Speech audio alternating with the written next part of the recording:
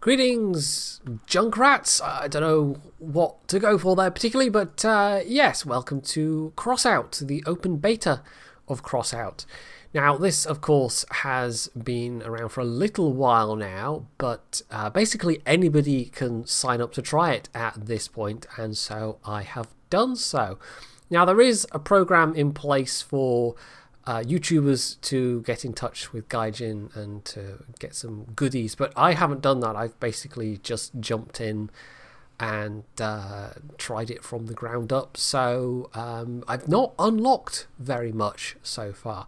Now, if you know anything about Crossout, you'll know that basically it's arena battles. Essentially, it's, you know, two teams versus each other, and the gimmick is that you build your own battle vehicles from various different parts. You kind of assemble it Lego style as you do with Robocraft, but unlike Robocraft, where it's basically just abstract blocks, in Crossout you've got actual recognizable vehicle parts. I'm guessing this is what they hope will be a draw for some people.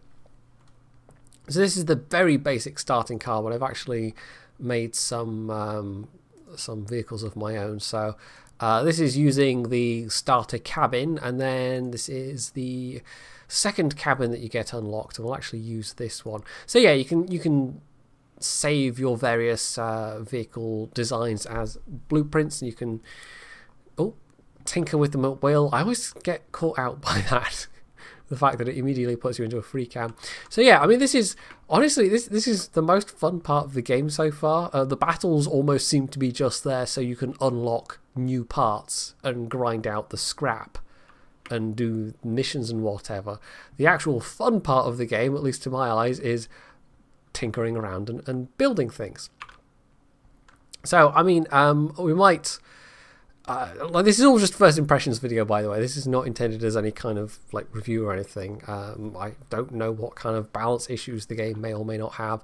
It does seem a bit on the grindy side so far, but there's also things that I just don't like, mechanics that I just don't know how they work yet. So my knowledge is definitely incomplete. But I'm just coming to this game as a completely new player. So we'll try a random battle with this that I've built, the Lux 2 as I've called it, and we'll select one of the outcome rewards. I don't know what they're calling it exactly, but as you go up the levels you unlock new ones, and each of these basically enables a possibility of a random drop. And what I would quite like at the moment is to get one of these wheels, because I've already got that cabin. You also get scrap for winning as well. Now the battles in Crossout are very quick. I think there's like a 3-minute timer. So yeah, here we go. So yeah, they really are like wham bam, thank you ma'am, and it's all over. There's no real tactics or anything. I mean, it's basically you rush out the enemy as a mob, and either the two teams meet or they race around the map, and then it becomes a case of trying to outcap the other team. And in this case it seems to be 2 players versus 1 player left on the enemy team, and they look to be about out of time, and I'm not entirely sure what that means as to who wins or loses. I'm not sure why it's put me in like this rather than just queuing me up for a new battle, but here we are. I don't fully understand the matchmaking system as of yet. So here we go. This is going to be me actually getting into a battle. Maybe. Hopefully. I did think about trying to... Oh, here we go. Trying to record earlier on, and the servers were having severe issues. So it was things like battles where you'd start off with a list of... is it 8 versus 8?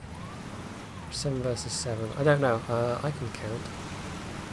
7 versus 7, I think. So yeah, 1 or 2 players on each team would actually be getting into the battle. And there's also a PvE selection as well. Various missions like crate collection, point defense, convoy defense, and 1 out of 4 players would actually be getting in. Oh, hello. They've come around the other side already.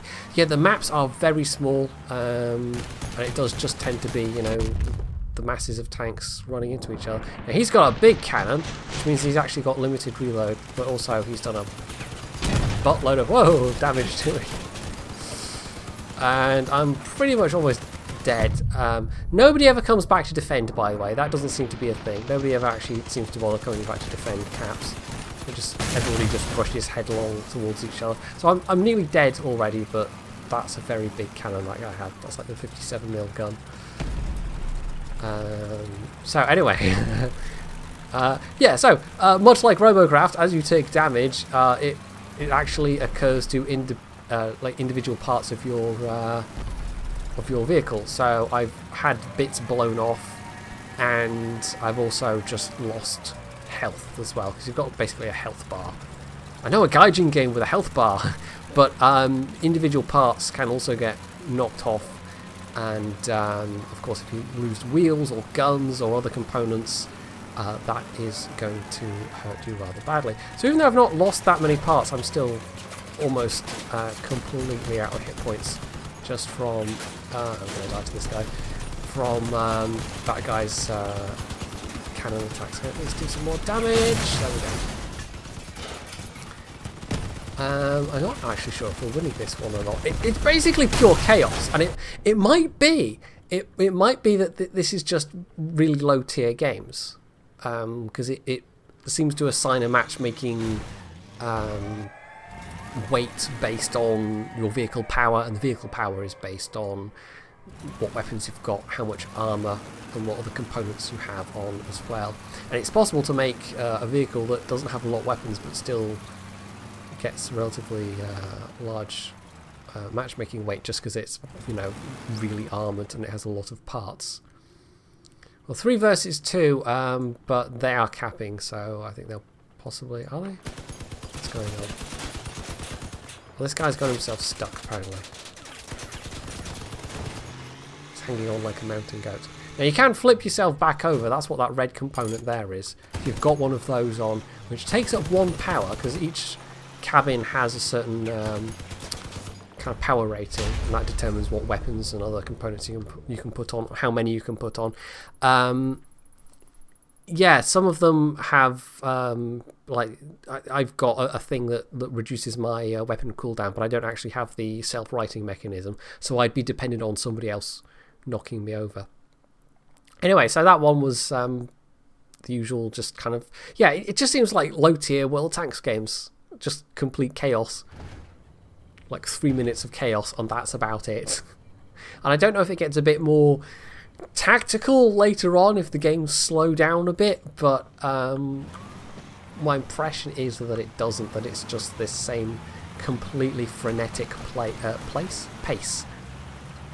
So while there are things that I like about this game, it gets quite repetitive quite quickly, just with these same quick 3-minute games over and over and over again. But having said that, that's just for the random battle queue. There is another mode which I will endeavour to show you. Whoop, yeah, back into that guy. Those guns have limited traverse. Right, he's lost. Whoa, thank you, whoever that was that just rammed up my backside. So that was a lone player that came up in front of us, and the rest of them will come around behind. The pack tactics seem to be the way to go, that everybody just kind of bunches up, concentrates firepower, and you just hope to overwhelm the enemy team, basically. And they capped. And now watch as nobody goes back to cap, because nobody ever does seem to go back to decap. I don't think you actually can decap. I think you have to kill the things that are capping. I'm not sure. It's not like World Tanks or Warships, or I think even War Thunder, you can decap people. Oh, oh god. I flipped myself. I actually have to wait for somebody to come and help me.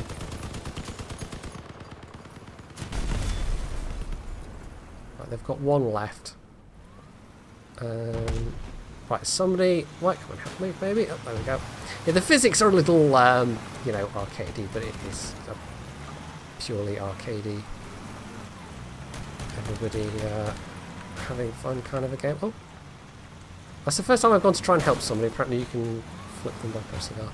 Anyway, so...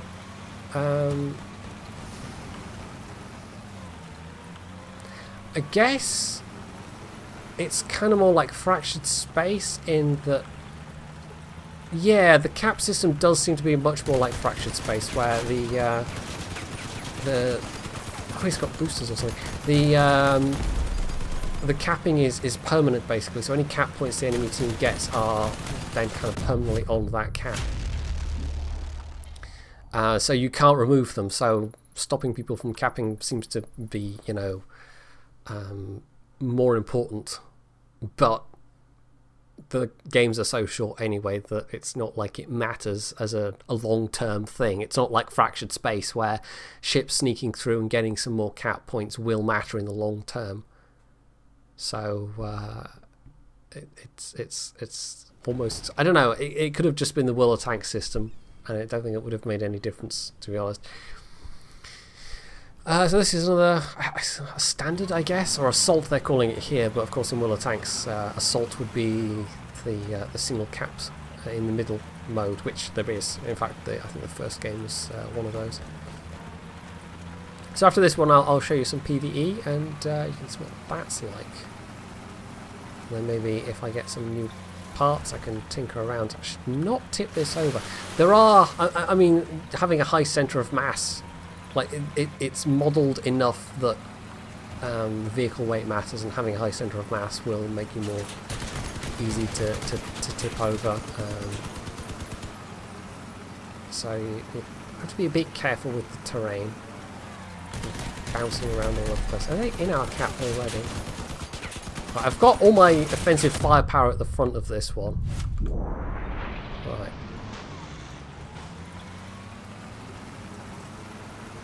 So this seems like a game where the two teams have just rushed around each other, so the fact that they are capping already means they probably will win. And you can see how this would get very repetitive very quickly. It's just match after match of 3 minutes and you're done, and either the two teams smoosh into each other or they cap. And the capping does happen very quickly. And because you can't decap, because you can only try and kill the stuff that's on the cap, I think there's actually 2 of them, so the chances of doing this are very low. It sort of limits your opportunities of playing tactically at all. Oh, right, this is a guy with a cannon, so if we can get round behind him. There we go. Oh, I actually killed him. He was fairly damaged already, though. Right, they've got 1 guy left. I'm fairly low on health, but I saved the cap! Huzzah! And there we are. We've won. So, I mean, I guess as a thing you could sit down and have multiple matches in 15 or 20 minutes, that's fine, but there's no more involved random game queue. So that limits the amount of time that I want to sit down and play this, quite frankly.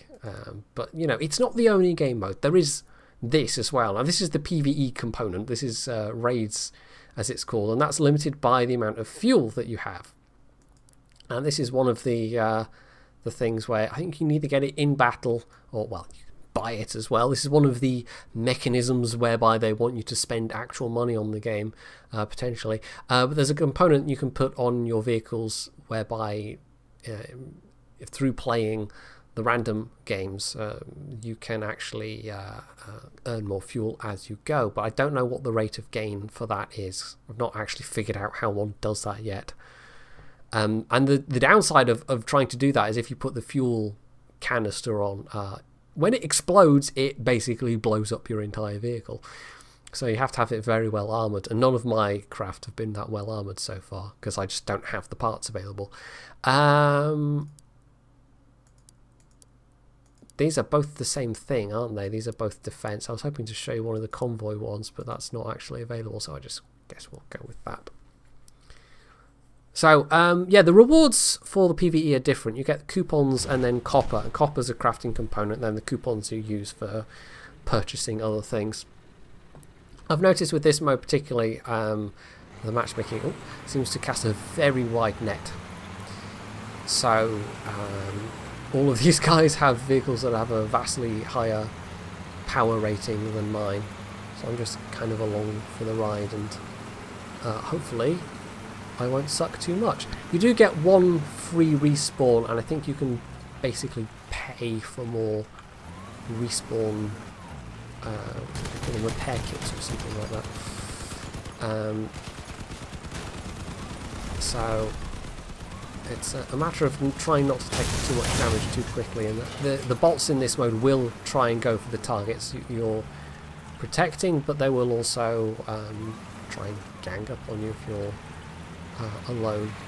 And I think if you're low health they might prioritise you. I'm not sure, I haven't quite figured out the logic behind it yet. So yeah, this is just wave defense, this particular mode. Nothing particularly complicated. Oh, that's a physical attack vehicle. I don't know what to call it exactly, but a grinder. I don't know. They drive up to the thing and they've basically got a big physical attack thing on the front, like a sword or something. Melee. There's the word I'm looking for. Melee. There's a melee attack vehicles. The little vehicles have machine guns, and the big ones have melee attacks. Now, fortunately, you don't take any team damage, because otherwise you'd be constantly shooting bits off allies or ramming bits off allies. And I don't think you can take terrain damage either, but of course you can still flip yourself. Now, we defended that one, we've now got to defend this one, but as it goes on, we'll basically be having to defend multiple points at the same time, and they retain their damage from earlier waves. So you have to make sure that they don't take too much damage. Oh, I'm being shot at. Now the construction of this is a bit like all my firepower is concentrated at the front, because this cabin's rather on the tall side, and it's a little bit awkward, but it means as long as I can keep them to my front, it's not so bad. But everybody else has got more armour and more firepower than me. I think everyone's more or less got these all machine guns. Cannons of various kinds, like auto cannons or something. I've got a shotgun, which is what's on the top, and 2 MG turrets, and that's some very polite driving right there. Oh, someone's shooting me. You also, as you can see, get some vehicles that have big blades on the front, so you can actually increase the amount of ramming damage that you can do by adding certain modules. The braking is not instantaneous, so it is actually really easy to bump into other people. So we've got another wave coming in, and I think I was just defending the one. I think normally by this point we would be defending multiple things. Anyway, if you're wondering what the spinny thing on the back, by the way, is, that's radar, which in theory helps you detect enemies from further away. I don't know how useful that is to have as a module, but it doesn't take up any power from the cabin, so I had the part count available, so I stuck it on because why not? The part count does seem to vary based on, well, it increases as you go up, so the low, when you start with the lower count level, you can have, what is it, 20 parts on your vehicle. I'm at 30 at the moment, and that will get up quite high. I'll show you some of the player created vehicles. Sadly not all of which I can actually test out, because I don't have those parts unlocked myself. It's a bit mean, it doesn't let you play with all the cool things that people have come up with. You have to actually have those parts available on your own account before you can look at other people's creations. That seems like a bit of an oversight. Right, so we've got a boss to defeat. I'm not doing too badly, I'm down to about half health. Oh, that's a real gun. That's not going to help me at all.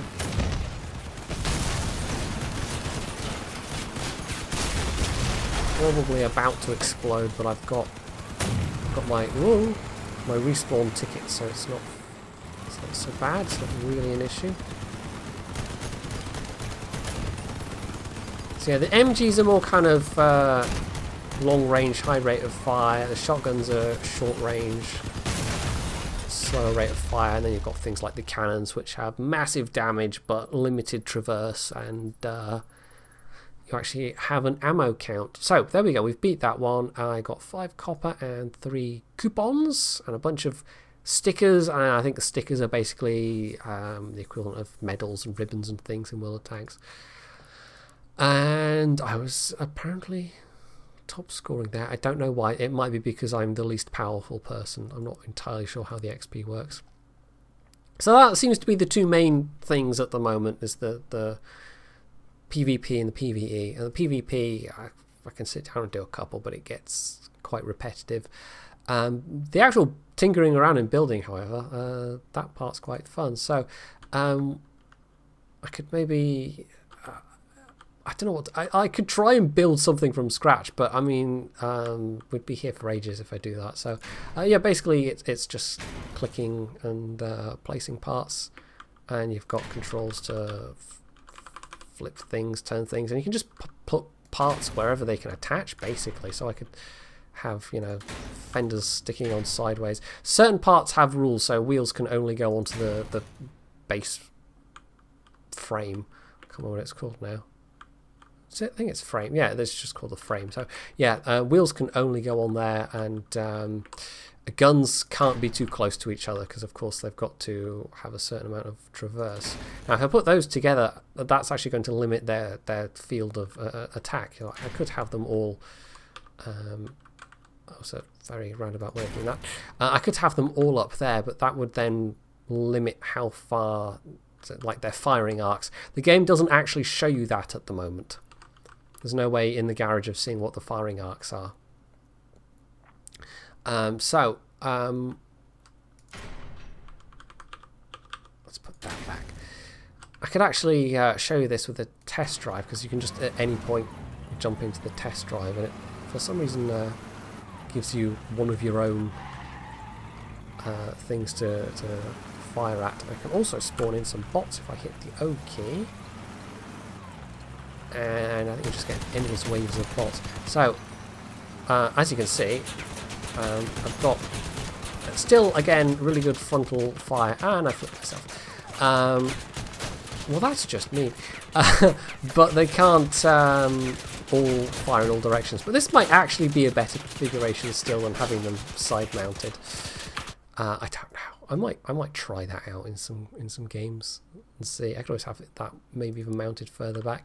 And that's one of the nice things about Crossout, is you can just sit and tinker and tinker and tinker to your heart's content, and you can try things out and do things differently, and there's no penalty for it. You can just kind of do it endlessly. It's just the grind comes in when you want to get new parts, because actually if I'll show you what I've got at the moment, it gives you some parts to start off with, and I've gained some other ones as I've gone along, but I've still got the very basic wheels, basically the starter wheels as they're called, which are not particularly fantastic. So yeah, the building is like the most fun part at the moment, and just coming up with things. And you can also see what other people have come up with. I think it's the exhibition button. So if we sort by I don't know, sort by likes. So yeah, I can look at all of these, but I'll only be able to test drive some of them, because it'll say you're missing several parts, and it'll actually highlight what you're missing, and you can't actually then oh, I can. I wonder if that's changed. Right, okay, apparently now I can just... We'll test this, because I already could test some things, but yeah. And for the target small vehicle, it actually gives you the thing that your own last vehicle, so it's not necessarily another one of those. Let's have a look. There do seem to be some people that have just spent their entire time... Oh, here we go, the E25. Okay, no, here we go. This is the thing I had before. Insufficient reputation level, so it won't actually let me test this. Which is a pity, because some of the cooler looking vehicles, it would be really nice to test them, and then you just can't. No. So yeah, that's somehow tied to the reputation level.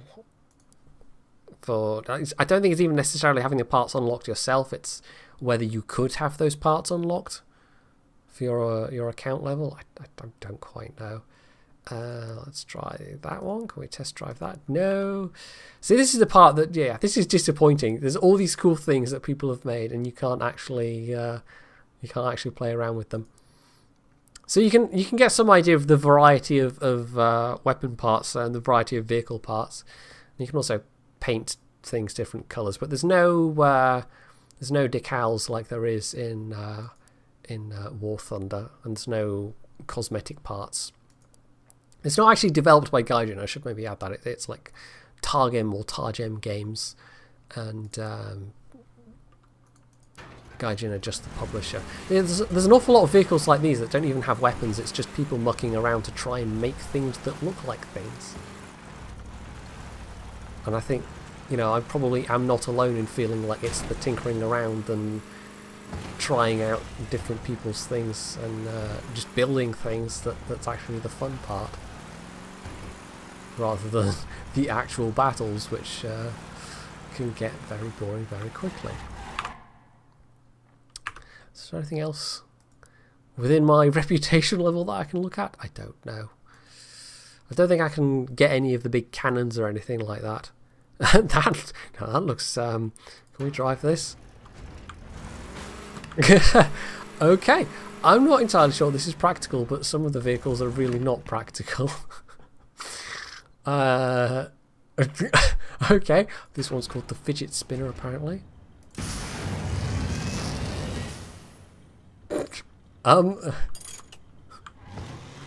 Okay. What happens if we press F? Oh, I see. You're supposed to hit both at the same time, and it goes absolutely mad. Let's try that. Oh, wait for them both to charge up.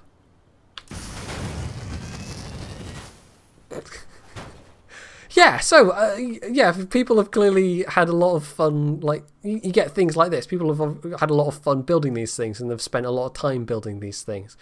But as a low-level noob, I can't just even try them out on the testing ground, sadly, which is really disappointing. So yeah, Crossout. So I guess I'd better wrap this up because I've been rambling long enough. It feels kind of okay so far. It's just a bit lacking. It's got some fun bits, but the fun bits are not the actual bits where you go out and fight other people, which seems like a bit of an oversight for this kind of game, given that that seems to be the main game mode. So if it comes along with some more involved battle modes, which might require some different levels of durability going on for different battle modes or whatever, or much larger matches, or matches where you get respawns versus other players as opposed to just PvE where you get a respawn. It needs some more oomph before it would really be a competitor to, well, even Robocraft, to be quite honest, and Robocraft is fairly well developed at this point. So that's Crossout for now. You can go and try it yourself if you feel like it. But it just doesn't feel like there's a huge amount there at the moment. And if it hadn't been me checking it out for the channel and to show it off for you guys and gals, then I probably would have skipped on it myself. But then I would have had to have played it before I would have known I wanted to skip on it. So I don't know. This scenario would have involved me building a time machine to go back in time and tell myself not to bother downloading it. At which point I would have created a paradox and ended the universe, so none of it would have mattered anyway. So, on that note, I shall end it here, and hopefully you have enjoyed this and found it useful. And if you have, you can leave any comments below, you can hit the like button, you can sub to my channel if you haven't already, and as always, stay tuned for more.